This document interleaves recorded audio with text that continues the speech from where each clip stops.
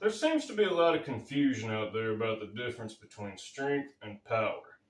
Now, if you follow powerlifting much, then you would know that the object of the sport is to lift as absolute much weight as possible in the three core lifts: bench press, squat, and deadlift. So then it would stand to reason that the person lifting the most weight would be the most powerful, right? While that's oftentimes true, that's not necessarily the case.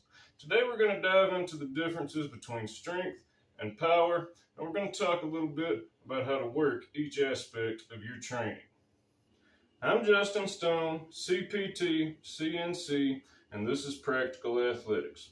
What I want you to do is take a stroll down memory lane clear back to freshman year of high school and intro to physics. While you were studying the laws of physics, you learned the formula for power, although you likely never incorporated it into your training. The formula for power is mass times speed equals power. That's mass times speed.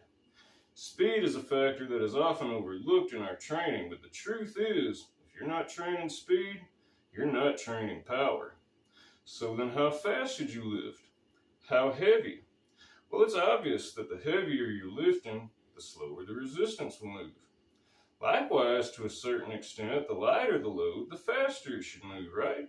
So then the trick is to find the sweet spot somewhere in the middle.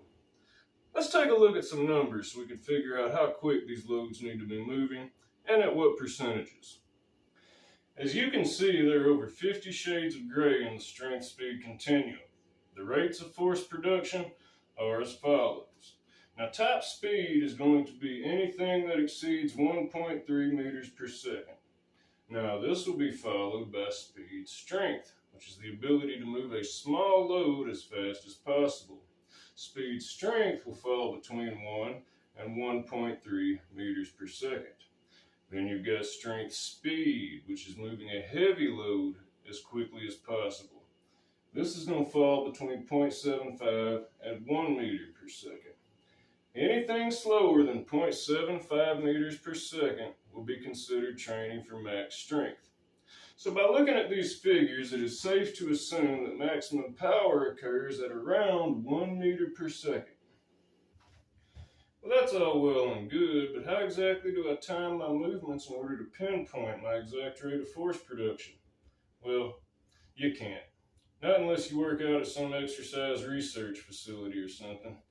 Fortunately, it has been determined that there are certain percentages of 1 rep max and particular rep ranges that will get you real close to where you need to be in order to maximize your results in each of these areas. Starting with top speed, going between 0 and 30% will be sufficiently light enough to exceed 1.3 meters per second. Going a little bit heavier, between 30 and 50%, will yield good benefits in the speed strength department, while loads between 50 and 80% are ideal for strength speed. Anything above 80% is going to be for max strength. I know it sounds a little bit light, but loads heavier than 80% just do not move that fast. And as far as power, well, as I said earlier, power lies right in the sweet spot over here in the center of the scale.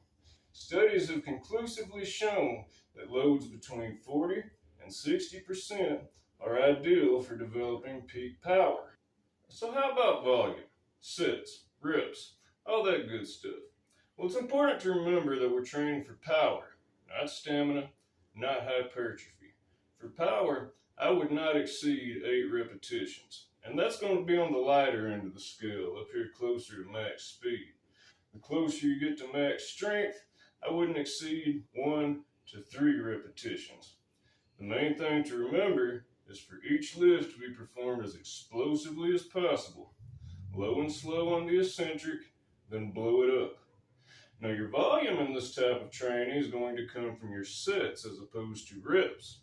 For instance, in bodybuilding, you might do 3 sets of 8, whereas with power training, you would do 8 sets of 3, with plenty of rest in between sets. Now, it should be noted that training for power is extremely stressful to the central nervous system. In order to avoid overtraining, I would pyramid my training block to where you're only using this type of training for 2 to 3 weeks prior to competition. Or, if you use an undulating type training block, be sure to schedule at least 1 week a month in order to unload. So guys, that's about all the time we have for today. The information in this video doesn't even begin to scratch the surface of all the ins and outs of training for explosive athleticism, but we'll touch on the topic again sooner rather than later. Don't forget to check out my website, practicalathletics.com. Like, subscribe, yada yada yada, all that good stuff. I'm signing out. I'm Justin Stone, and I've started taking baby aspirin for my heart.